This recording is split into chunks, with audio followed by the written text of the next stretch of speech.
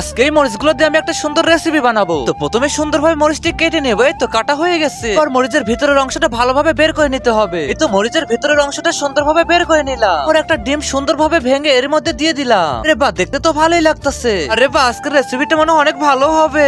এই তো পেঁয়াজের কুচিগুলো এর মধ্যে দিয়ে দিলাম। আরে বাহ, আজকের রেসিপিটা তো অনেক মজা হবে। এই তো এর মধ্যে একটু হলুদ, একটু বিট লবণ, একটু লবণ দিয়ে দিলাম। তারপরে ভালোভাবে মিক্সড করে নিলাম। তো আমার ভালোভাবে মিক্সড করা হয়ে গেছে।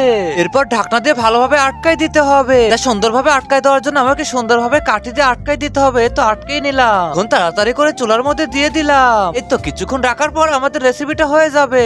তুমি কি ফ্রি ফায়ারকে ভালোবাসো নাকি তোমার বাবা মাকে ভালোবাসো? যদি বাবা মাকে ভালোবাসো তাহলে চ্যানেলটাকে লাইক কমেন্ট সাবস্ক্রাইব করো। আর লাইক কমেন্ট সাবস্ক্রাইব না করলে বুঝবো তুমি বাবা মাকে ভালোবাসো না। আর 1 কে 2 কমেন্ট করে জানাও। আরে বাহ, এটা মনে হয় হয়ে গেছে। এই তো এখন আমি তাড়াতাড়ি করে খুলে দেখতে হবে। আরে বাহ, ভালোই তো হয়ে গেছে।